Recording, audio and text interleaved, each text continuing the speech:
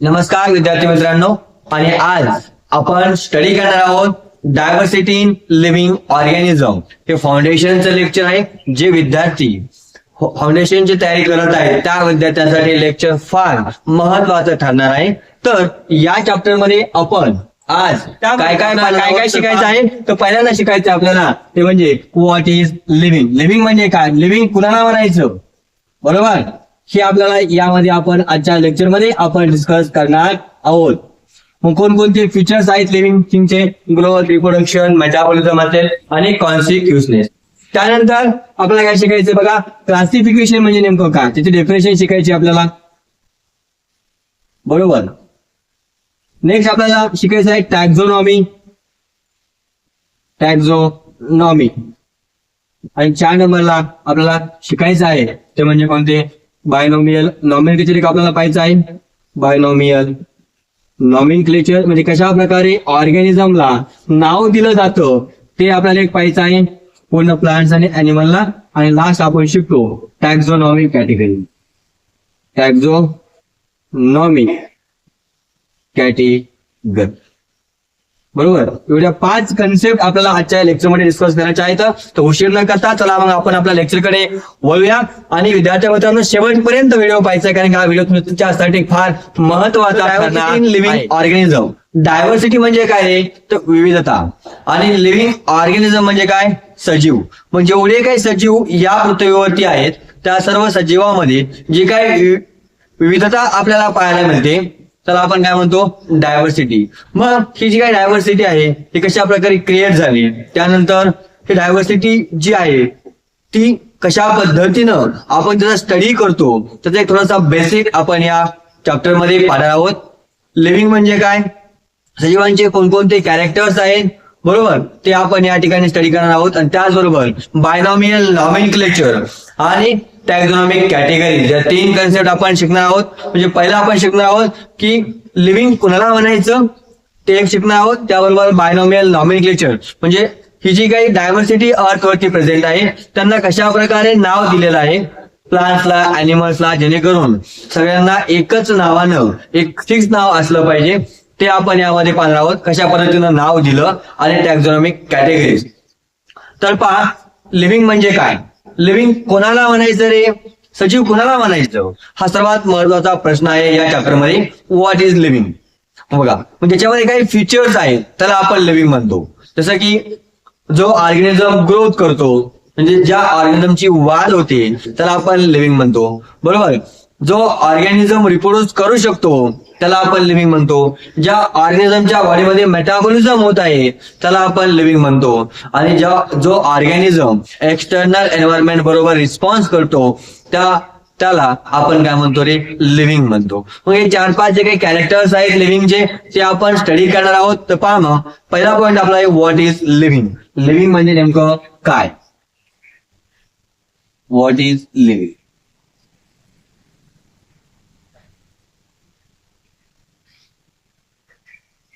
What is living, living म्हणजे नेमकं काय, बरोबर. तर पहा, मग लिव्हिंग मध्ये काही फीचर्स आहेत. कोणकोणते फीचर्स आहेत, जो ऑर्गॅनिझम काय करेल रे, ग्रोथ दाखवेल. काय दाखवेल, ग्रोथ दाखवेल, त्याला आपण काय म्हणतो रे, लिव्हिंग मध्ये, बरोबर. जो ऑर्गॅनिझम रिप्रोडक्शन करेल, काय करणार, रिप्रोडक्शन करेल, त्याला आपण काय म्हणतो रे, लिव्हिंग म्हणतो. त्यानंतर जो ऑर्गॅनिझम, ज्या ऑर्गॅनिझमच्या बॉडीमध्ये मेटाबॉलिझम होणार आहे, म्हणजे काही ना काही केमिकल रिॲक्शन त्याच्या बॉडीमध्ये होत असणार आहे त्याला आपण काय म्हणतो रे, लिव्हिंग म्हणतो. आणि जो ऑर्गॅनिझम थोड्याफार प्रमाणामध्ये सेन्सिटिव्हिटी दाखवणार आहे त्याला आपण म्हणतो कॉन्सिक्युसनेस, बरोबर.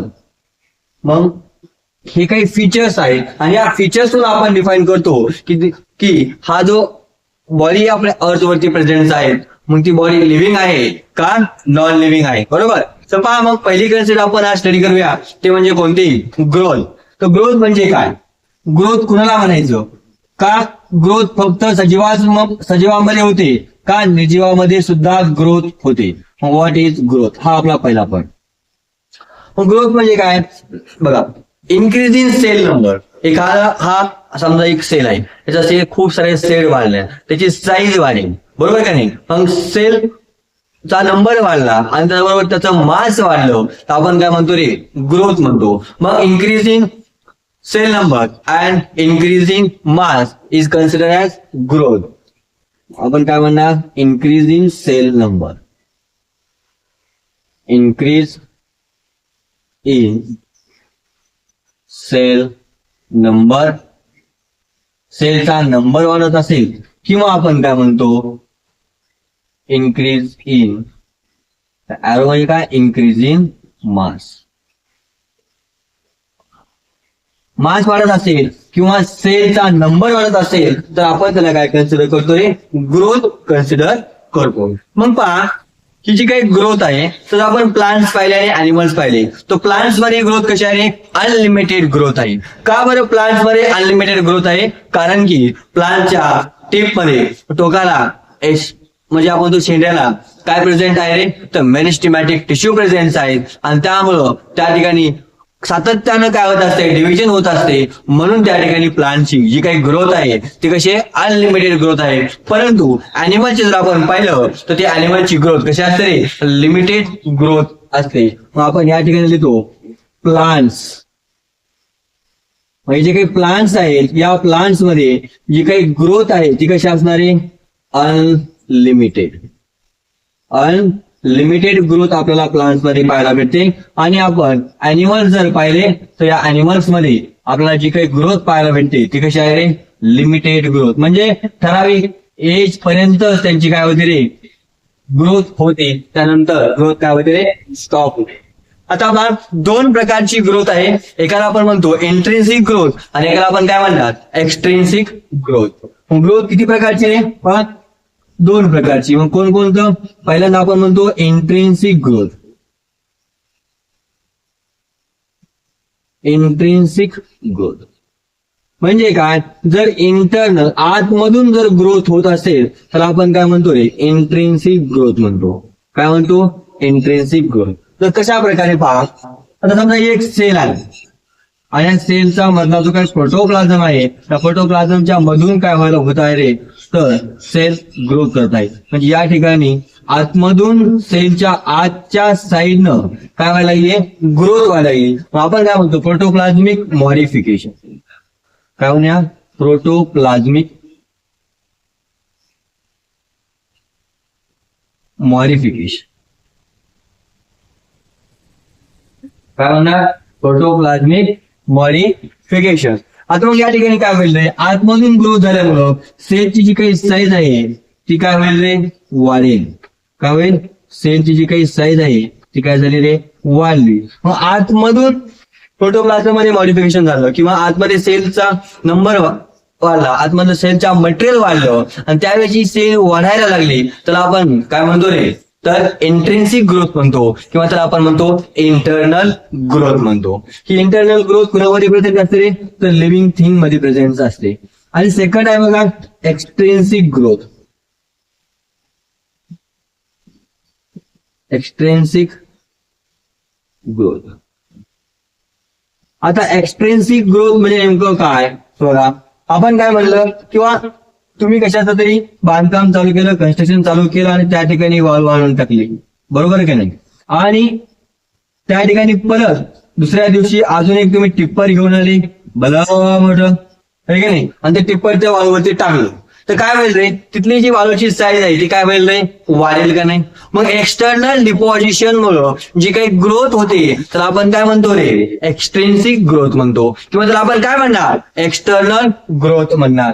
काय म्हणतो आपण, एक्सटर्नल डिपॉझिशन मुळे जी काही ग्रोथ झाली त्याला आपण काय म्हणतो रे, एक्सट्रिन्सिक ग्रोथ. बघा या ठिकाणी काय झाली रे, सँड पार्टिकल मुळे त्या ठिकाणी त्याची काही सँडची साईज होती ती हळूहळू काय झाली रे, मोठी झाली, कारण की आपण त्या ठिकाणी एक टिप्पर भर काय केलेलं आहे, तो वाळू टाकलेली आहे, बरोबर. मग जी एक्सटर्नल डिपॉझिशन ऑफ मटेरियल मुळे जी काही ग्रोथ झाली तर आपण म्हणतो एक्सटर्नल ग्रोथ किंवा एक्सट्रिन्सिक ग्रोथ म्हणतो. आणि इंटरनल डिपॉझिशन म्हणजे आतमध्ये प्रोटोप्लाझम मध्ये काही डिपॉझिशन झालं आणि मग सेल वाढली तर त्याला आपण काय म्हणतो रे इंटरनल ग्रोथ म्हणतो. काय म्हणतो इंटरनल ग्रोथ. तर पहा मग आता या ठिकाणी प्रश्न कशा पद्धतीने विचारला जातो तुम्हाला मी त्या पद्धतीने सांगतो. एक असर्शनच्या फॉर्म मध्ये आणि एक रिझनच्या फॉर्म मध्ये या ठिकाणी प्रश्न विचारतात. ते म्हणजे काय म्हणतो आपण की ग्रोथ इज काय म्हणतो आपण growth is a not defining feature of living.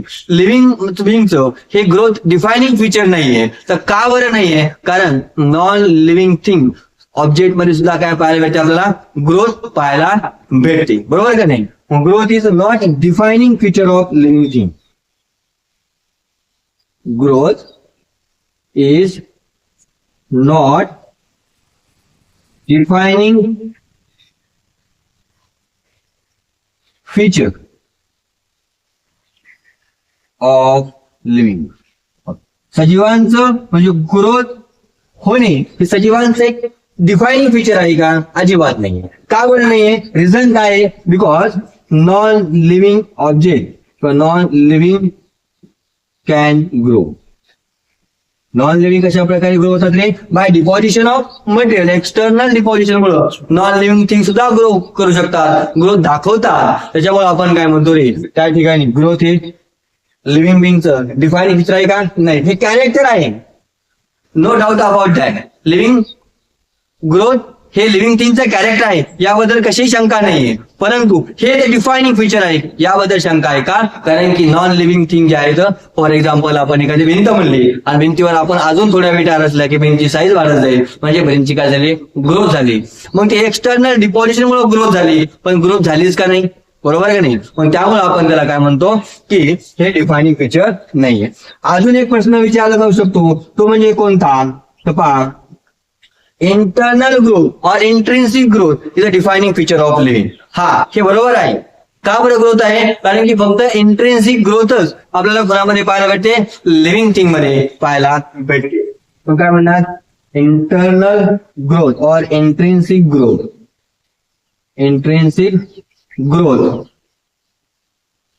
Is defining feature of living. Is defining feature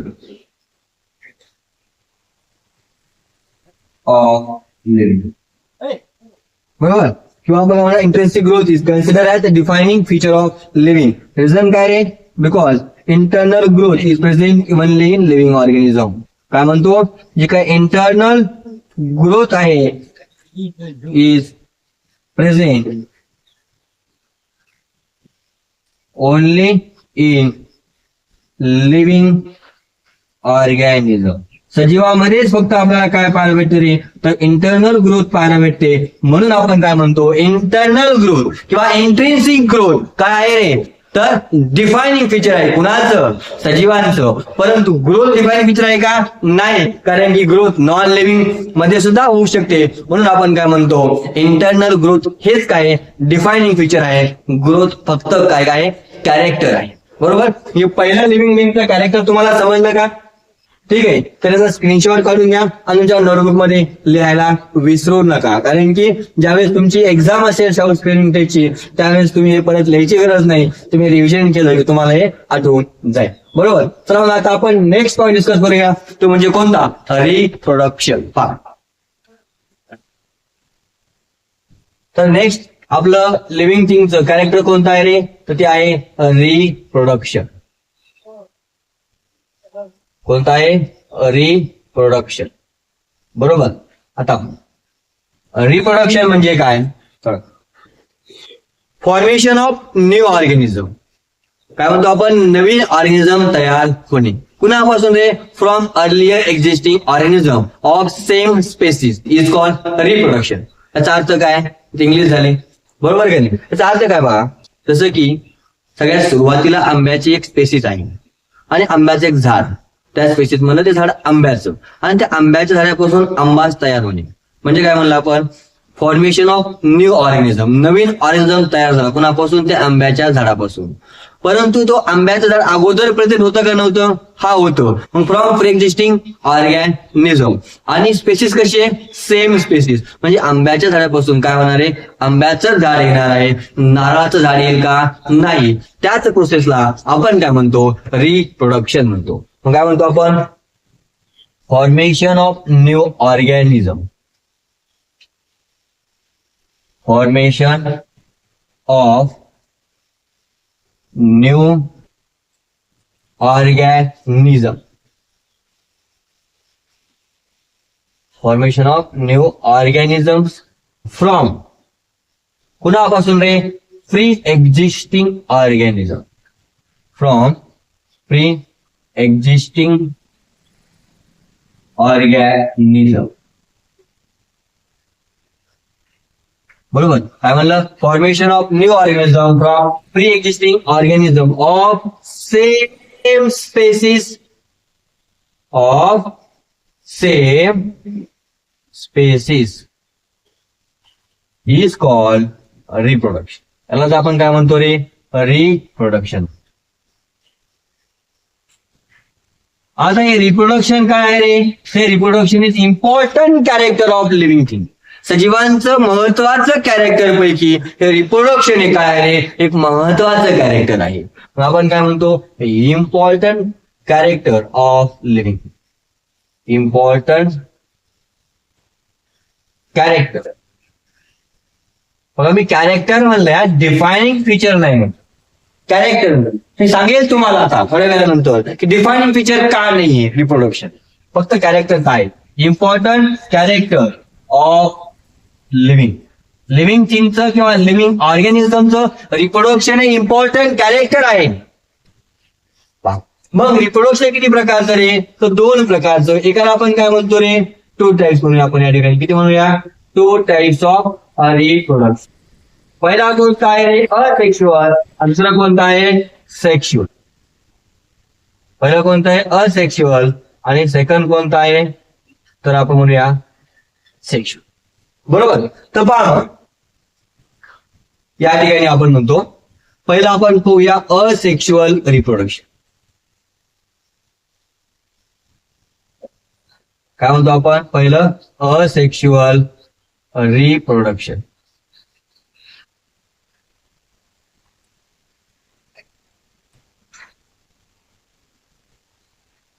या असेक्शुअल रिप्रोडक्शन मध्ये आपण काय म्हणणार किंवा असेक्शुअल रिप्रोडक्शन म्हणजे काय? तो process of formation of new organism by an organism. Organism पासून नवीन ऑर्गॅनिझम तयार करणे ऑफ सेम स्पेसिस. एक त्याच स्पेसिसचा ऑर्गॅनिझम. म्हणजे कुत्र्यापासून कुत्राच तयार होईल. एक्झाम्पल घेतलं मी. जसं की आपण असेक्शुअल म्हणतो की रोज प्लांट आहे, तर आपण स्टेम ब्रांच कट करून लावतो. मग त्या एक ऑर्गॅनिझम कोणता आहे? एक प्लांट कोणता आहे? रोजचा प्लांट. त्याच्यापासून काय केलं? रोजचा प्लांट तयार झाला. मग या प्रोसेसमध्ये कधी कुठेही कोणत्याही ठिकाणी गॅमेट्स फॉर्मेशन तयार झाले का? नाही झालं. बरोबर. मग असेक्शुअल रिप्रोडक्शन म्हणजे काय? Process of formation of new organism of same species. काय म्हणलं? Process of formation of new organism of same species. ठीक आहे. Without involvement of gamete. गॅमेटचं इन्व्हॉल्वमेंट अजिबात झालेलं नाही. त्याच प्रोसेसला आपण काय म्हणतो रे? Asexual reproduction. मग काय म्हणतो? Process of formation. Process of formation of new organism. Process of formation of new organism. Naveen organism तयार होणे बाय अन ऑर्गॅनिझम. म्हणजेच काय रे? ऑर्गॅनिझम पासून ऑर्गॅनिझम तयार करणे ऑफ सेम स्पेसिस. त्याच स्पेसिसचा तयार झाला पाहिजे, दुसऱ्या स्पेसिसचा तयार होता कामा नये किंवा होतही नाही. काय म्हणतो? Process of formation of new organism by organism of same species is called. यालाच आपण काय म्हणतो रे? Asexual reproduction. त्याला आपण काय म्हणणार? Asexual reproduction. ठीक आहे. आता हे जे काही असेक्शुअल रिप्रोडक्शन आहे यामध्ये जो नवीन ऑर्गॅनिझम तयार झाला तो एक्झॅक्ट सिमिलर असतो त्याच्या पॅरेंट बरोबर. का बरं? कारण की त्याच्यामध्ये कशाही प्रकारचं जेनेटिक रिकॉम्बिनेशन झालेलं आहे का? नाही, कारण की रिप्रोडक्शन कसं आहे? युनिपॅरेंटल रिप्रोडक्शन आहे. मग आपण काय म्हणतो? Asexual reproduction is uniparental. एकाच पॅरेंट पासून काय होतो? नवीन ऑर्गॅनिझम तयार होतो. नेक्स्ट काय म्हणतो? या ठिकाणी एक्झॅक्ट 100% या ठिकाणी काय आहे रे? जेनेटिक सिमिलॅरिटी आपल्याला पाहायला भेटते. म्हणजे 100% आपल्याला या ठिकाणी सारखेपणा पाहायला भेटतो पॅरेंट्स मध्ये आणि त्याच्या नेक्स्ट जनरेशन मध्ये. त्याचा ड्रॉबॅक काय रे? त्याचा सर्वात महत्वाचा ड्रॉबॅक आहे की या ठिकाणी जेनेटिक रिकॉम्बिनेशन होत नाही. काय होतंय? जेनेटिक रिकॉम्बिनेशन म्हणजे वेगवेगळ्या जीन्स त्यामध्ये ऍड होत नाही. मग आपण काय म्हणतो? ड्रॉबॅक. ड्रॉबॅक काय म्हणतो? absence of genetic recombination. Absence of genetic recombination. आता जेनेटिक रिकॉम्बिनेशन म्हणजे काय तुम्हाला मी एक्सप्लेन करेल. डीएनए आरएनए सांगताय बरोबर. आणि याचा ऍडव्हान्टेज काय रे? तर प्रत्येक गोष्टीचा काही ना काही फायदा आणि काही ना काही तोटा असतो. त्याचा काय फायदा आहे? ती कशी प्रोसेस आहे? ती प्रोसेस फास्ट प्रोसेस आहे. कशी आहे? Fast process. Fast process. ठीक आहे. पहा मग काय काय म्हणलं मी, काय काय सांगितलं तुम्हाला. रिप्रोडक्शन म्हणजे काय? ठीक आहे नाही, हा स्क्रीनशॉट काढून घ्यायचा आहे आणि त्यावर लिहून घ्यायचंय, नोट डाऊन करायचंय आणि परत वाचायचंय. तर त्यामुळे तुमचा पेपरला तुम्हाला 100% आउट ऑफ मार्क्स पडतील. बघा, तू काळजी करू नको पिंड्या. ठीक आहे नाही, एकदम छान प्रकारे शिकवत आहे तुला, एकदम सिस्टमॅटिक लिहून देत आहे. मग काय म्हणलं? रिप्रोडक्शन म्हणजे काय? आपण पाहिलं असेक्शुअल रिप्रोडक्शन म्हणजे काय? तर रिप्रोडक्शन म्हणजे काय? नवीन ऑर्गॅनिझम तयार होणे. कुणापासून? प्री एक्झिस्टिंग ऑर्गॅनिझम पासून. मग असेक्शुअल रिप्रोडक्शन म्हणजे काय? असं रिप्रोडक्शन ज्यामध्ये गॅमेटचं फॉर्मेशन होत नाही, तर आपण काय म्हणतो? Asexual reproduction. हे काय? युनिपॅरेंटल आहे, याच्यामध्ये जेनेटिक रिकॉम्बिनेशन होत नाही. आणि ड्रॉबॅक आहे त्याचा. आणि ऍडव्हान्टेज काय? Fast process. हा स्क्रीनशॉट घ्यायला करायचा आहे आणि नोट डाऊन करायचंय, लिहायला विसरायचं नाही. बरोबर. तर मग आता आपण काय स्टडी केलं की लिव्हिंग म्हणजे काय? लिव्हिंगचं पहिलं कॅरेक्टर ग्रोथ, सेकंड पहिला आपण रिप्रोडक्शन. चला थर्ड नंबर डिस्कस करूया. आता याचा पुढचा पॉईंट आपण डिस्कस करू की असेक्शुअल रिप्रोडक्शन युनिसेल्युलर ऑर्गॅनिझम मध्ये कशा पद्धतीने होतं. बरोबर. मग कोणकोणते युनिसेल्युलर ऑर्गॅनिझम मध्ये कोणकोणते टाइप्स ऑफ असेक्शुअल रिप्रोडक्शन आहे? मल्टी सेल्युलर ऑर्गॅनिझम मध्ये कोणकोणत्या टाइपचं काय आहे? असेक्शुअल रिप्रोडक्शन आहे. आता आपल्याला काय डिस्कस करायचं आहे? तर asexual reproduction in unicellular organism. आपण रिप्रोडक्शन म्हणजे काय पाहिलं? असेक्शुअल रिप्रोडक्शनची डेफिनेशन पाहिली. आता पाहिजे की युनिसेल्युलर ऑर्गॅनिझम मध्ये कशा प्रकारे असेक्शुअल रिप्रोडक्शन आहे. तर पहा, आपण एक नंबर लिहितो ते म्हणजे बायनरी फिजन. काय म्हणतो आपण? Binary fission. आता बायनरी फिजन म्हणजे नेमकं काय तुम्हाला थोडक्यात सांगतो मी. तर एक अमिबा आहे आणि त्या अमिबामध्ये सगळ्यात सुरुवातीला काय होतो रे? तर न्यूक्लियस डिवाइड होतो. बरोबर. आणि न्यूक्लियस डिवाइड झाल्यानंतर त्या सेलचे काय होतात रे?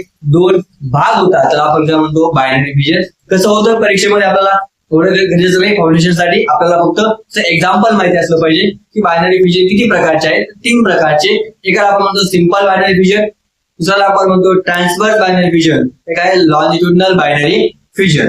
आणि मल्टिपल फिजन हे केव्हा होतं? ज्यावेळेस अनफेवरेबल कंडिशन असते त्यावेळेस अमिबामध्ये काय होणार आहे? मल्टिपल फिजन होणार आहे.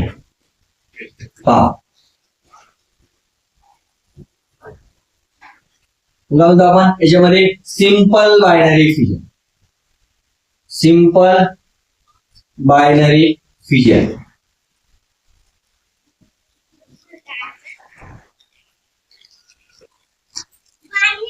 ही सिंपल बायनरी फिजन कुणामध्ये होतं रे? तर अमिबामध्ये. कुणामध्ये होणार आहे? अमिबामध्ये काय होतं रे? Simple binary fission. नेक्स्ट काय म्हणतो आपण? Transverse binary fission. ट्रान्सव्हर्स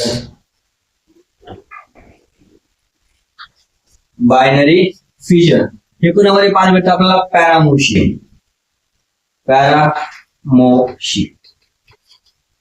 पॅरामोशियम. बरोबर. त्यानंतर बघा longitudinal binary fission. Longitudinal binary fission हे आपल्याला पाहायला भेटतं युग्लेनाम. कुणामध्ये? युग्लेनाम. पहा ट्रान्सवर्स म्हणजे काय? असं कट झालं आणि पण कट झालं आपण म्हणतो ट्रान्सवर्स, आणि असं कट झालं तर आपण काय म्हणतो?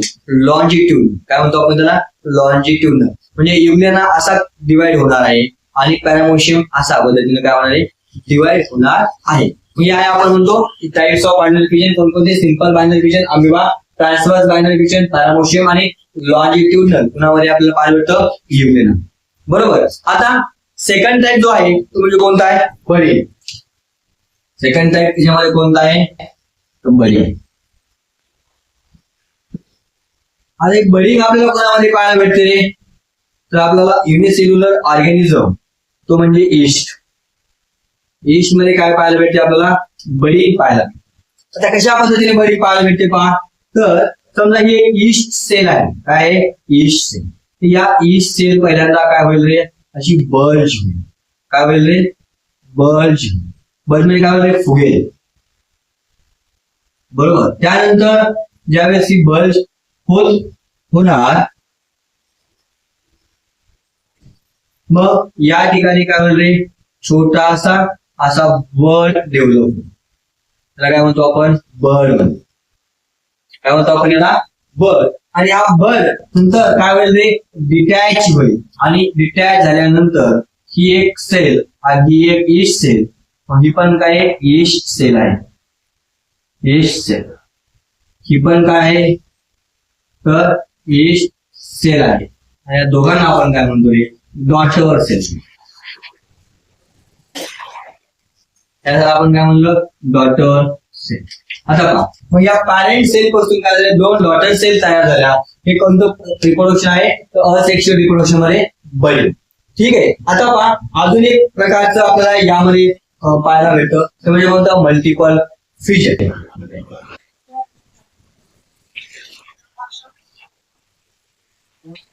ठीक आहे. त्याच्यामध्ये काय? Simple binary fission, transverse binary fission आणि लॉन्जिट्युडनल बायनरी फिजन. एक बरी. आता आपण पाहतो asexual reproduction in multicellular organism. Multicellular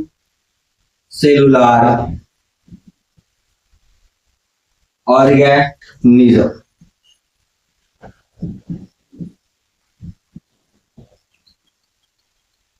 आता मल्टीसेल्युलर ऑर्गॅनिझम जर आपण म्हणलं तर त्यामध्ये पहिला आपल्याला टाईप जो पाहिजे आहे तो कोणता आहे? फ्रॅगमेंटेशन. काय म्हणतो आपण? फ्रॅगमेंटेशन. याच्यामध्ये कशा प्रकारे मल्टीसेल्युलर ऑर्गॅनिझम मध्ये कोणकोणत्या टाईपनं असेक्शुअल रिप्रोडक्शन होतं? पहिला आहे फ्रॅगमेंटेशन. आता काय आहे बघा, हा जो आहे स्पायरो आहे. कसं बघा, तुम्हाला डायग्राम काढतो बस छान पैकी. हे काय? स्पायरो आहे. अजून जर मी खाली एक्सटेंड केलं तर काय होईल? अशा प्रकारे तयार होईल. बरोबर. आणि या स्पायरो वगैरेचे काय झाले? फ्रॅगमेंट. काय झाले? फ्रॅगमेंट. मग कशा प्रकारे फ्रॅगमेंट झाले रे?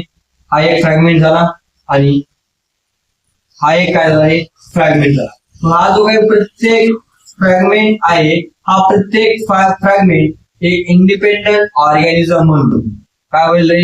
जगायला चालू करेल. त्याला आपण काय म्हणतो?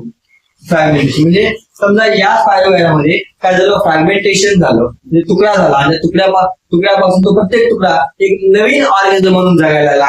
तर आपण काय म्हणतो? फ्रॅगमेंटेशन. एक्झाम्पल काय रे? स्पायरोगायरा. हा एक्झाम्पल स्पायरोगायरा. आणि स्पॉन्जेस मध्ये बघा एक सायकॉन नावाचा असतो. त्याच्यामध्ये पण काय पाहायला भेटतं आपल्याला? तर फ्रॅगमेंटेशन पाहायला भेटतं. आता नेक्स्ट आपण बघूया रिजनरेशन कशा प्रकारे होतं मल्टीसेल्युलर सेल मध्ये आणि बरी कशा प्रकारे.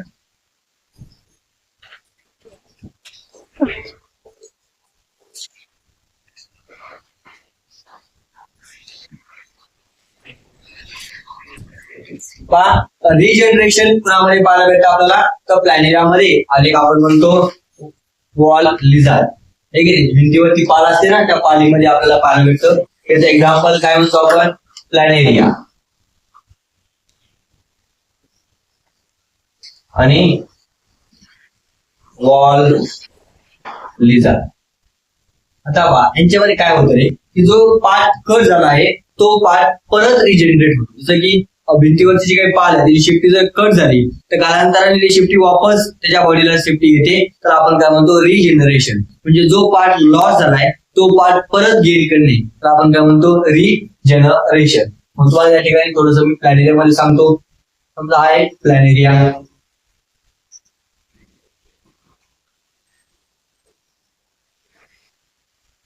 आहे प्लॅनेट. आता समजा या प्लॅनेरियामध्ये काय झालं रे, त्या प्लॅनेटची बॉडी दोन भाग मध्ये काय झाली, एक समजा कट झाली.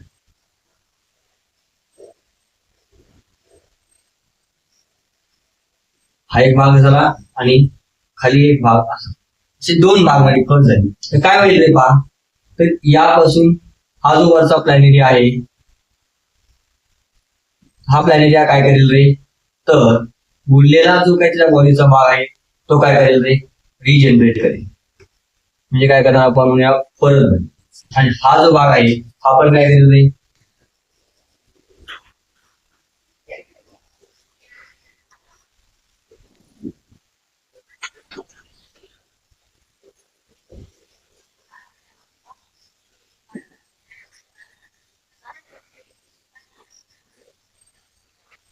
हा एक काय आहे न्यू प्लॅनेरिया. म्हणजे जो पार्ट लॉस झाला, इथला हा पार्ट लॉस झाला तर हा बाकीचा पार्ट रिजनरेट केला, ह्याचा ह्या पार्टने उरलेला भाग काय केला रे, परत तयार केला. तर आपण काय म्हणतो रिजनरेशन. कुणामध्ये पाहायला भेटतं, प्लांट आणि वॉल लिझार्ड.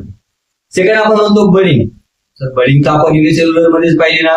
आता मल्टीसेल्युलर मध्ये कसं काय आली, हो असते. कुणामध्ये असते रे, हायड्रा प्लांट. कुणामध्ये पाहायला भेटते आपल्याला, हायड्रा. आता हायड्रा मध्ये काय होतं रे, समजा हा हायड्रा प्लांट आहे,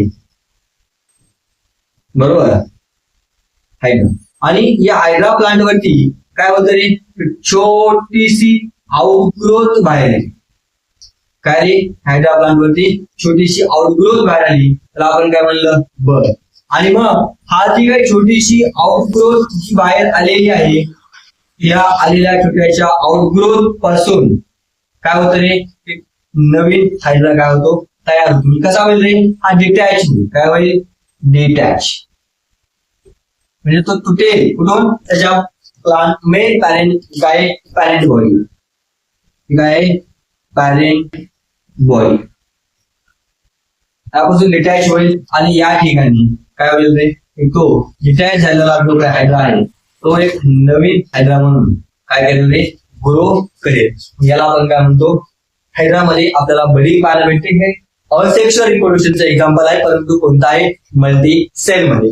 आणि लास्ट एक्झाम्पल आहे आपल्याला पाहायचं आहे, ते म्हणजे vegetative propagation.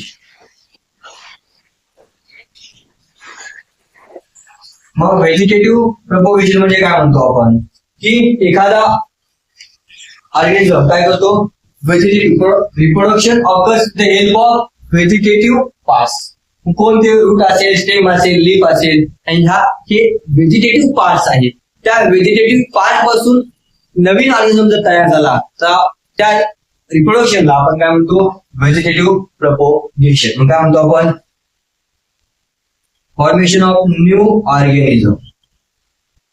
Formation of new organism with the help of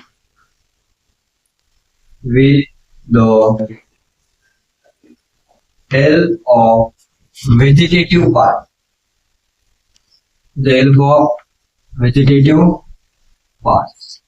कोणकोणते पार्ट्स आहेत रे, लाईक रूट असेल, स्टेम असेल, किंवा आपण काय म्हणूया लीफ असेल.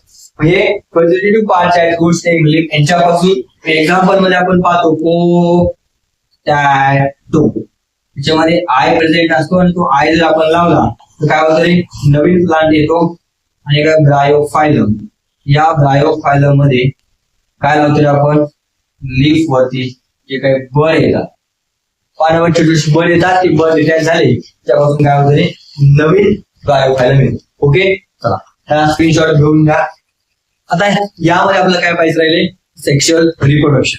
तर थोडक्यात सांगतो का, सेक्शुअल रिप्रोडक्शन मध्ये 2 पॅरेंट्स लागतात, गॅमेट्स इन्व्हॉल्वमेंट आहे, जेनेटिक कॉम्बिनेशन आहे, बरोबर.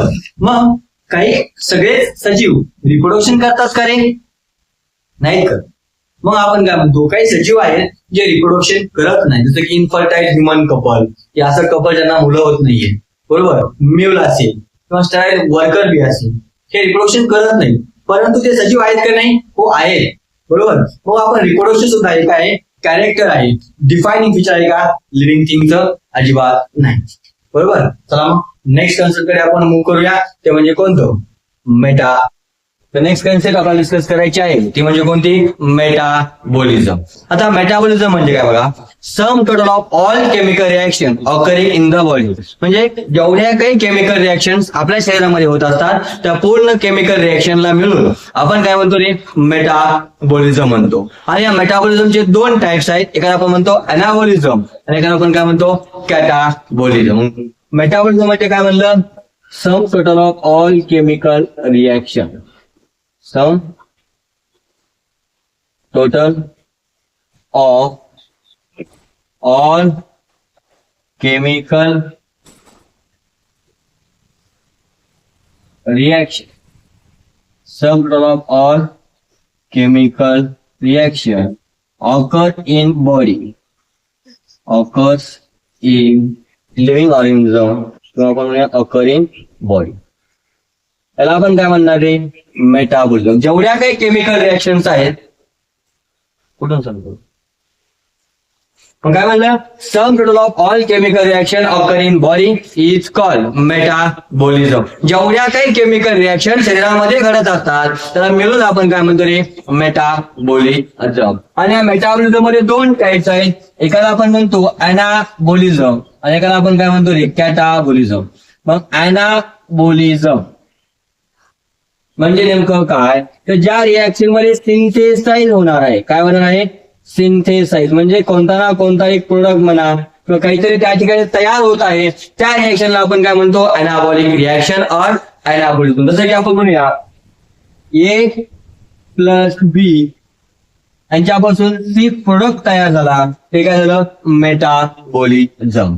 आणि दुसरा टाईप आपण पाहतो तो म्हणजे कोणता, कॅटाबॉलिझम. काय म्हणतो आपण, कॅटाबॉलिझम. या ठिकाणी काय होतं रे, ब्रेकडाऊन ऑफ एनी केमिकल. मग कोणत्या पण केमिकलचं जर ब्रेकडाऊन होत असेल तर त्याला आपण काय म्हणतो, कॅटाबॉलिझम. फॉर एक्झाम्पल AB हा एक प्रोडक्ट आहे, त्याचं ब्रेकडाऊन होऊन या ठिकाणी A प्लस B तयार झालं, हे काय आहे, तर कॅटाबॉलिझम. मग मेटाबॉलिझमला आपण काय म्हणतो, त्याचं defining feature of living thing. सजीवांचं डिफायनिंग फीचर आहे. ग्रोथ आहे का, नाही. ग्रोथ कॅरेक्टर आहे. रिप्रोडक्शन काय, कॅरेक्टर आहे. रिप्रोडक्शन डिफायनिंग फीचर आहे का, अजिबात नाही. का बरं डिफायनिंग फीचर नाही रिप्रोडक्शन, कारण की त्या ठिकाणी आपण पाहिलं होतं सेक्शुअल रिप्रोडक्शन मध्ये आपण म्हणतो की म्यूल्स असेल, इनफर्टाईल ह्युमन कपल असतील, हनीबी असेल, त्यामध्ये वर्कर बी म्हणतो आपण. तर ही जी काय आहे हे रिप्रोडक्शन करत नाहीत, म्हणून रिप्रोडक्शन काय नाहीये, तर एक डिफायनिंग फीचर नाही. परंतु मेटाबॉलिझम डिफायनिंग फीचर आहे, कारण की मेटाबॉलिझम प्रत्येक लिव्हिंग थिंग मध्ये होत असतं. मग आपण काय म्हणतो, it is a defining feature of living. Defining feature of living. ठीक आहे. सेकंड आपलं पाहिलं तर काल आपण डिस्कस केलं होतं ग्रोथ, रिप्रोडक्शन, मेटाबॉलिझम आणि कॉन्सिक्युसनेस. हे कॅरेक्टर्स, हे फीचर्स असतात कुणामध्ये, लिव्हिंग थिंग मध्ये. मग कुणाला लिव्हिंग म्हणायचं, ज्यांच्यामध्ये ग्रोथ होते, जे रिप्रोडक्शन करतात, जे मेटाबॉलिझम दाखवतात, ज्यांच्यामध्ये काय कॉन्सिक्युसनेस आहे. मग आपण काय म्हणतो पहा, काय म्हणणार आपण, कॉन्सिक्युसनेस म्हणजे नेमकं काय, all living organism response to stimulus. मग स्टिम्युलस म्हणजे नेमकं काय, तर एखादा एक्सटर्नल याच्याबद्दल म्हणजे आपण म्हणतो की जसं की आपण मेणबत्तीवर हात ठेवला तर आपण हात बाहेर काढतो, मग आपल्याला एक काय मिळाला, स्टिम्युलस मिळाला, म्हणून आपण काय केलं, हात बाहेर काढला. मग कॉन्सिक्युसनेस म्हणजे नेमकं काय, तर पहा मग all living organism response to stimulus, आणि स्टिम्युलस म्हणजे नेमकं काय, एनी एक्सटर्नल चेंज. नेक्स्ट आपला जे काही पाहायचं आहे त्याला आपण म्हणतो कॉन्सिक्युसनेस.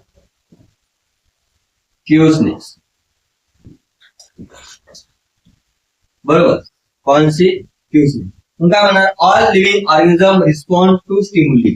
All living organisms respond to stimulus. प्रत्येक लिव्हिंग ऑर्गॅनिझम स्टिम्युलसला काय करतो रे, रिस्पॉन्ड करतो. आता स्टिम्युलस म्हणजे काय किंवा स्टिम्युली म्हणजे काय आपण पाहूया.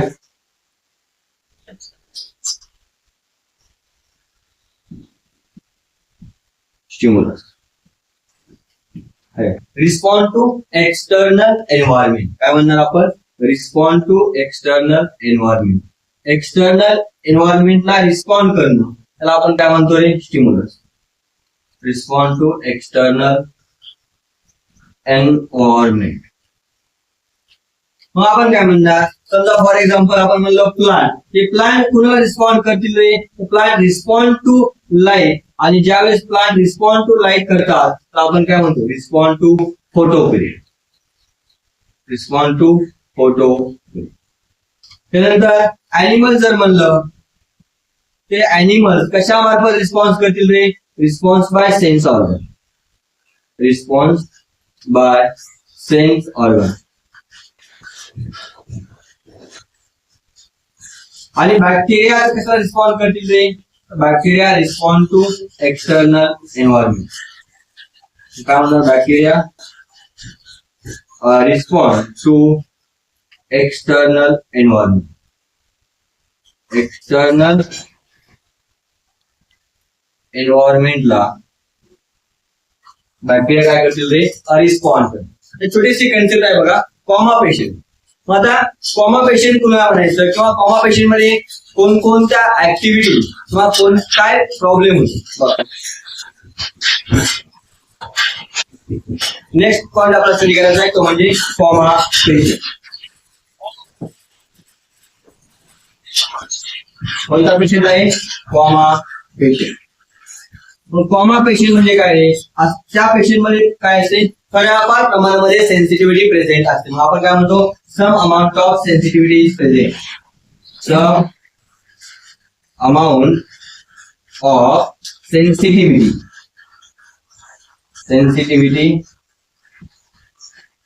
प्लस म्हणजे काय, त्या ठिकाणी म्हणतो प्रेझेंट. त्यानंतर या कॉमा पेशंट मध्ये मेटाबॉलिझम सुद्धा प्रेझेंट असते.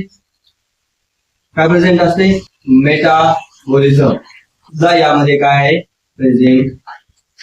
मग कॉमा पेशंट मध्ये झालेला आहे का तो, अजिबात नाही, कारण त्यामध्ये थोडंफार आय रिस्पॉन्स असतो, व्हर्टिबल रिस्पॉन्स आहे, मोठा रिस्पॉन्स त्या ठिकाणी प्रेझेंट आहे, आणि मेटाबॉलिझम त्या ठिकाणी प्रेझेंट आहे. तर पहा नेक्स्ट पॉईंट आपण काय म्हणतो, त्याच्यामध्ये ब्रेन डेड. जर एखाद्या ब्रेन डेड कोणाला म्हणतो आपण, जर एखादा व्यक्ती कॉमामध्ये गेल्यानंतर जर त्यानं मेडिसिनला रिस्पॉन्स दिला नाही, no response to medicine, is called brain dead. तर आपण काय म्हणतो, डेड कन्सिडर करतो. मग no response to medicine, no response to medicine considered as brain dead. Considered as brain dead. किंवा आपण त्याला काय म्हणतोय, डेथ म्हणून पण काय करतोय, त्याला कन्सिडर करतो. तर एखादा पेशंट कशाही पद्धतीनं मेडिसिनला रिस्पॉन्स करत नसेल तर आपण काय म्हणणार, ब्रेन डेड. बरोबर, हे समजलं का. पण सेन्सिटिव्हिटी हे काय नाही, कॅरेक्टर आहे, डिफाइनिंग फीचर आहे कोणाचं, तर लिव्हिंग ऑर्गॅनिझम. बरोबर, ठीक. तर नेक्स्ट पॉईंट डिस्कस करूया आपण आता. तर पहा, बायनॉमियल नॉमिनलिस्ट मध्ये आपण काय म्हणतो की कोणत्या पण स्पेसिसला, प्लांट स्पेसिस आणि अॅनिमल स्पेसिस आहे त्याला नामकरण करणे, हे कोणी डिस्कवर केले रे, डिस्कवर केले कार्लियस लायनस. म्हणजे कार्ल लायनस या सायंटिस्टनं डिस्कवर केले. का डिस्कवर केलं, कारण की पहा आपल्या तिकडे समजा आपल्या जिल्ह्यामध्ये एखाद्या स्पेसिसला एक ठराविक नाव आहे, बरोबर. तेच नाव दुसऱ्या राज्यामध्ये किंवा दुसऱ्या देशामध्ये असेल का? असं नाही, कारण की आपण लोकल काही काही स्पेसिसला लोकल नावाने आपण ओळखतो आणि दुसऱ्या ठिकाणी जर आपण गेलो तर ते लोकल नाव चालेल का?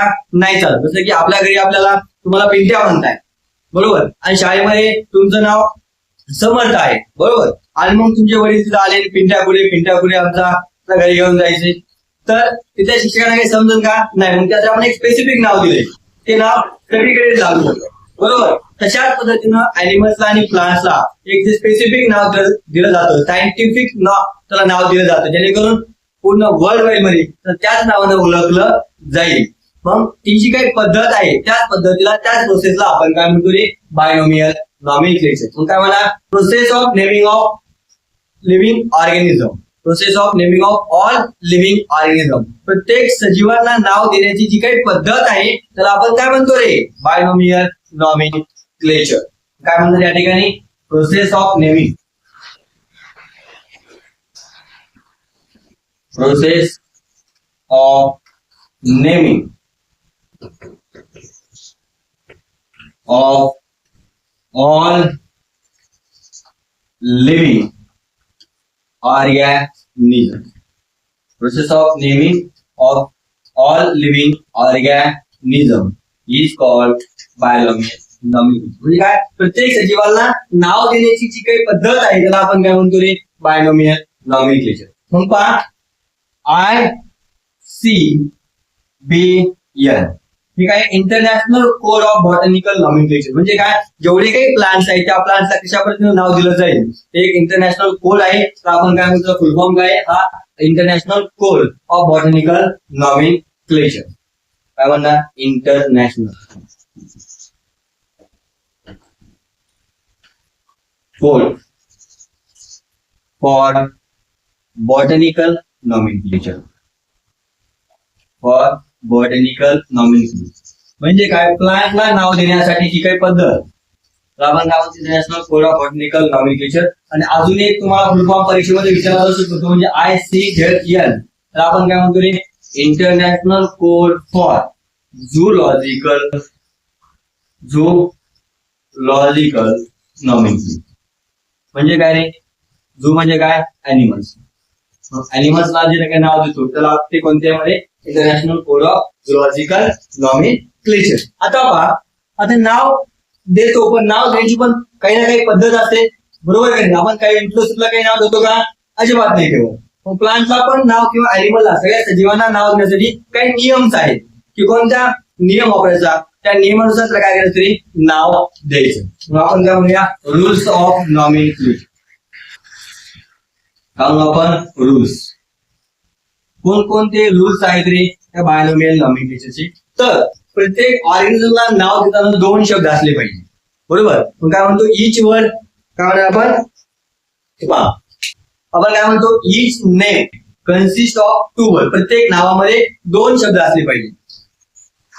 Each name consist of 2 word. Consist of 2 word. 2 शब्द, बरोबर. जो पहिला शब्द आहे त्याला आपण काय म्हणतो रे? जीनस. पहिला शब्द आहे त्याला आपण काय म्हणणार? जीनस. आणि जो दुसरा शब्द आहे त्याला आपण काय म्हणतो रे? Specific epithet. स्पेसिफिक इपिथेट म्हणा किंवा आपण त्याला स्पेसिस पण म्हणतो. जसं की आपण एक्झाम्पलच्या रूपाने जर पाहिलं, एक्झाम्पल जर आपण लिहिलं या ठिकाणी, मॅग्निफेरा इंडिका. काय म्हणलं? मॅग्निफेरा आणि काय म्हणलं? इंडिका. तर पहा, मॅग्निफेरा इंडिका मध्ये ते मॅग्निफेरा काय आहे? ते जीनस आहे आणि इंडिका काय आहे? तर हे आहे स्पेसिफिक इपिथेट. अशा पद्धतीनं कोणत्या पण अॅनिमलला किंवा प्लांट्सला जर वैश्विकरित्यानं वर्ल्ड वाईड नाव देत असेल तर त्याच्यामध्ये 2 शब्द असले पाहिजे नावामध्ये. पहिल्या शब्दाला आपण काय म्हणतो? जीनस. दुसऱ्या शब्दाला आपण काय म्हणतो? Specific epithet. मग हे नाव कोणत्या भाषेत द्यायचं हे तर फार महत्वाचं आहे, बरोबर की नाही. मग आपण मराठी शिकतो, कोणत्या मराठीत नाव द्यायचं का?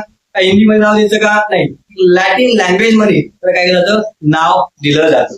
मग काय म्हणतो? हा एक पहिला पॉईंट. दुसरा, name is in Latin language. कोणत्या लँग्वेज मध्ये असलं पाहिजे रे? लॅटिन लँग्वेज मध्ये त्याचं नाव लिहिलं जातं. आता नाव लिहिले तर तुम्हाला ती प्रिंट घ्यायची का नाही किंवा लिहायचं असेल, बरोबर, टाईप करायचं असेल तर इटालिक्स, काय म्हणतो आपण, इटालिक्स या भाषेमध्ये काय केलं जातं रे? त्याला प्रिंट केलं जातं. Third number. आता लिहिलं. आता हे जे काही नॉमेनक्लेचर आहे ते युनिव्हर्सल ऍक्सेप्टेड आहे, बरोबर. सर्व जगांना, सर्व देशांना त्या नॉमेनक्लेचर पद्धतीला मान्य केलेलं आहे. मग काय म्हणणार आपण? युनिव्हर्सली ऍक्सेप्टेड, बरोबर. किंवा आणि ऍक्सेप्ट केल्यानंतर आपण काय म्हणतो? And underline word separate. जर आपण हाताने नाव लिहित असेल, जसं की आता मी लिहित आहे मॅग्निफेरा इंडिका हा शब्द मी लिहिला आहे, मला अंडरलाईन केली. का अंडरलाईन केली? ज्यावेळेस आपण हाताने लिहितो त्यावेळेस काय केलं पाहिजे? तर अंडरलाईन करणं अतिशय महत्वाचं आहे. परीक्षेमध्ये काय करतील? तुम्हाला मँगोचं नाव देतील किंवा दुसऱ्या एखाद्या स्पेसिसचं नाव देतील. मॅग्निफेरा इंडिका, मँगोचं जर म्हणलं तर मग मॅग्निफेरा इंडिका त्याला इटॅलिक्स मध्ये टाईप केलं असावं, त्याखाली काय, बरोबर. आणि जर हाताने लिहिलेलं असेल त्याखाली काय असावी? अंडरलाईन असावी. एक शॉर्ट ट्रिक बघायची ठेवायची, I L U, I love you. I म्हणजे काय रे? इटॅलिक्स भाषेमध्ये काय होते? त्याला प्रिंट केलं जातं. मग आय म्हणजे काय? Print in इटॅलिक्स. एल म्हणजे काय रे? तर बघा लॅटिन लँग्वेज मध्ये लिहितात. कोणत्या भाषेमध्ये किंवा कोणत्या भाषेमध्ये नाव असलं पाहिजे? लॅटिन भाषेमध्ये. आणि यू म्हणजे काय? Universally accepted. आता आपण काय म्हणतोय? अंडरलाईन सेपरेट, बरोबर. हे समजलंय का? आता एक छोटासा पॉइंट शिकायचा आपल्याला, तो म्हणजे कोणता? टॅक्झॉन म्हणजे काय, बरोबर. टॅक्झॉन हा शब्द सिंग्युलर आहे. कसा आहे? सिंग्युलर. आणि टॅक्झा हा शब्द कसा आहे रे? प्लुरल. ही कन्सेप्ट लक्षात ठेवायची, कारण की आपल्याला टॅक्झॉनॉमी शिकताना हे नाव लक्षात असले पाहिजे. मग टॅक्झॉन म्हणजे काय? सिंग्युलर. आणि टॅक्झा म्हणजे काय? प्लुरल. चला मग याच्या आधारे आपण नवीन कन्सेप्ट शिकूया, ती म्हणजे कोणती? टॅक्झॉनॉमी. तर हा एक पॉईंट या ठिकाणी राहिलाय. जिनस हमेशा लिहिताना आपण काय करतो रे? Start with capital letter. Start with capital letter हा एक महत्वाचा पॉईंट राहिलाय. कॅपिटल लेटर, कॅपिटल लेटर मध्ये याला सुरुवातीला लिहितात, म्हणजे पहिला अक्षर कॅपिटल मध्ये आणि स्पेसिफिक इपिथेटचं फर्स्ट वर्ड काय? Small letter.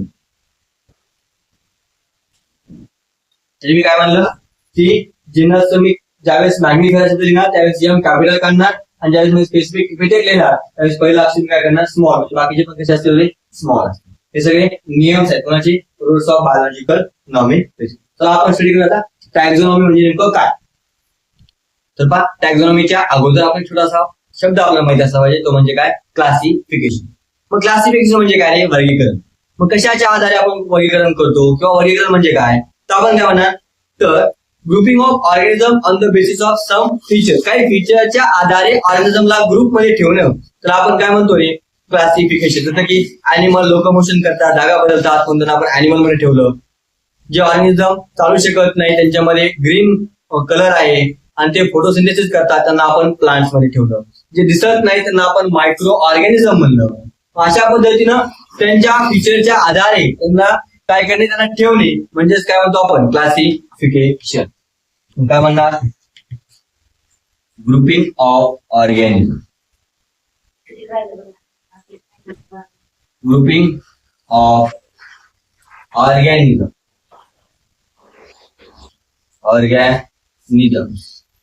on the basis of some feature. On the basis of some feature is called classification. म्हणजे काही फीचरच्या आधारे त्यांना वर्गीकरण करणं कोणत्या पण सजीवाला, तर आपण काय म्हणणार आहे? तर क्लासिफिकेशन म्हणतो. टॅक्झॉनॉमी. ठीक आहे. आता सांगितलं टॅक्झॉन काही सिंगल वर्ड आहे आणि टॅक्झा काही प्लुरल वर्ड आहे. मग पहा काय म्हणणार? Process of classification of organism. काय म्हणणार? Process of classification of organism. into a suitable taxonomy. त्याला काय म्हणतो आपण? टॅक्झोनॉमी. टॅक्झोनॉमी म्हणजे काय? Process of classification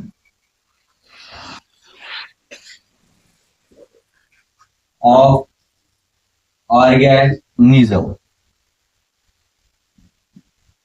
into suitable taxonomy. आपण काय म्हणतो रे? टॅक्झोनॉमी. मग त्याच्या स्टेप्स कोणकोणत्या आहेत पहा? Steps of taxonomy. एक नंबर म्हणतो कॅरेक्टरायझेशन. काय म्हणणार? कॅरेक्टरायझेशन. नेक्स्ट काय म्हणतो आपण? आयडेंटिफिकेशन. आयडेंटिफिकेशन म्हणजे पहिल्यांदा कोणकोणते कॅरेक्टर ओळखणं, नंतर त्यांना आयडेंटिफाय करणं, नंतर त्यांचं क्लासिफिकेशन करणं, त्यांचं वर्गीकरण करणं, आणि फोर्थ नंबर काय करतो आपण? त्याला सगळं केल्यानंतर त्याला एक नाव देतो. ते प्लांट आहे का ऍनिमल आहे, हे की नाही? मग टॅक्झोनॉमीचं बेसिस काय आहे? कशाच्या आधारे आपण ही टॅक्झोनॉमी स्टडी करतो? बेसिस. हे काय म्हणतो आपण? External feature. External feature. Character आपण कशा ओळखणार आहे? जे आपल्याला दिसतील ते. जर इंटरनल मॉडिफिकेशन कशा प्रकारे आहेत? आपण म्हणतो इंटरनल स्ट्रक्चर. Internal structure. त्यानंतर काय म्हणतो आपण? त्यांचा सेलचं स्ट्रक्चर कसं आहे? Structure of cell. Structure of cell. या सगळ्यांचा स्टडी करून आपण त्यांचे कॅरेक्टर ओळखतो, त्यांना आयडेंटिफाय करतो, त्यांचं वर्गीकरण करतो. म्हणजे प्लांट मध्ये ठेवायचे का, एनिमल्स मध्ये ठेवायचे का, फंगाय मध्ये ठेवायचे का, प्रोटिस्टा मध्ये ठेवायचे, आणि आपण काय म्हणतो? नॉमेनक्लेचर. बरोबर. आता एक छोटासा वर्ड आहे बघा, तो म्हणजे कोणता? सिस्टमॅटिक. सिस्टमॅटिक्स. आता सिस्टमॅटिक्स मध्ये आपण काय करतो रे? फक्त ह्युमन बिंगला त्यांचं कॅरेक्टरायझेशन, आयडेंटिफिकेशन, क्लासिफिकेशन आणि नॉमेनक्लेचर करण्यात काही इंटरेस्ट नाही. मग कशात इंटरेस्ट आहे? त्याचबरोबर त्यांना काय गरजेचं आहे की ते कुणापासून आले, बरोबर की नाही? मग त्यांचं फायलोजेनेटिक रिलेशनशिप बद्दल स्टडी करणं पण महत्वाचं आहे. मग ज्या ब्रांच मध्ये आपण त्या सर्व ऑर्गॅनिझमची फायलोजेनेटिक रिलेशनशिपचा अभ्यास करतो, त्याचबरोबर त्यांना एक वर्गीकरण करतो, त्यांना आयडेंटिफाय करतो, त्यांना नामकरण करतो, आहे की नाही? मग त्या सगळ्यांना मिळून आपण काय म्हणतो? सिस्टमॅटिक्स म्हणतो. काय म्हणलं या ठिकाणी? तर फायलोजेनेटिक रिलेशनशिप.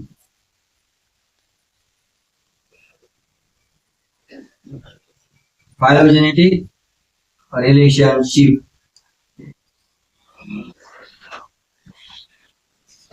प्लस काय म्हणतात मग? टॅक्सॉनॉमी. म्हणजे नेमकं काय? हे सगळं कॅरेक्टरायझेशन, आयडेंटिफिकेशन, क्लासिफिकेशन आणि नॉमेनक्लेचर. ओके, हे समजलं? सर्वांना समजलंय का? क्लासिफिकेशन म्हणजे काय, टॅक्सॉनॉमी म्हणजे काय आणि सिस्टमॅटिक म्हणजे काय? मला याचा स्क्रीनशॉट काढून घ्यायचा आहे आणि व्यवस्थित छान प्रकारे लिहून घ्यायचे. यानंतर आपण छोटेसे कन्सेप्ट स्टडी करायचे, म्हणजे टॅक्सॉनॉमिक कॅटेगरीची डेफिनेशन आणि कोणकोणत्या टॅक्सॉनॉमिक कॅटेगरीज आहेत. तर पहा, टॅक्सॉनॉमिक कॅटेगरीज म्हणजे तर क्लासिफिकेशन करणं, वर्गीकरण करणं हे सिंगल स्टेप प्रोसेस आहे का? अजिबात नाही. खूप साऱ्या स्टेप मध्ये केलं जातं. मग आपण काय म्हणतो? Classification is not a single step process, it is a series of step. आणि प्रत्येक स्टेपला आपण काय म्हणतो? Taxonomic category. काय म्हणणार? Taxonomic category. मग काय म्हणतो? काय लिहितो?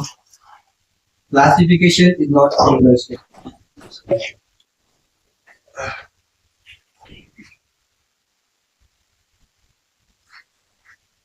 Classification is not single step process. Single step process. Single step process आहे का रे? अजिबात नाही. मग काय? Series of step.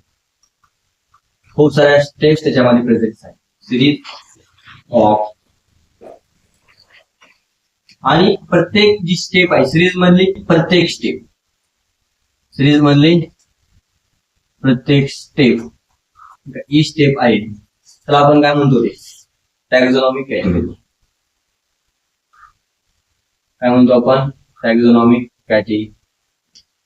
तर कोणकोणत्या टॅक्सॉनॉमिक कॅटेगरी आहेत? एक किंगडम, एक नंबर. त्यानंतर आपण काय म्हणतो फायलम, नंतर क्लास, नंतर ऑर्डर, फॅमिली, जीनस आणि शेवटी काय रे स्पेसिस. शेवटी आपण काय म्हणतो स्पेसिस. आता पहा, जसं तुम्ही खालून वर जाणार म्हणजे स्पेसिस कडून तुम्ही स्टडी करत करत करत तुम्ही इकडे वरती यायला लागले कुठे किंगडम आणि फायलम. त्याला आपण काय म्हणतो असेंडिंग. काय म्हणतो असेंडिंग. असेंडिंग मध्ये ज्यावेळेस तुम्ही खालून वर वर जाणार त्यावेळेस जी काही सिमिलॅरिटी आहे, जो काही सारखेपणा आहे तो काय होत जातो रे कमी कमी होत जातो. मग आपण काय म्हणतो सिमिलॅरिटी डिक्रीजेस. आपण काय म्हणलं ज्यावेळेस आपण खालून वर वर जातो म्हणजे स्पेसिस पासून जीनस त्यानंतर फॅमिली, यावेळेस जे काही सारखेपणा आहे सारखेपणा तो काय होतो रे तर कमी कमी होतो. आणि ज्यावेळेस आपण वरतून खाली तुम्ही किंगडम करून आपण खाली खाली येणार त्यावेळेस आपण तो डिसेंडिंग ऑर्डर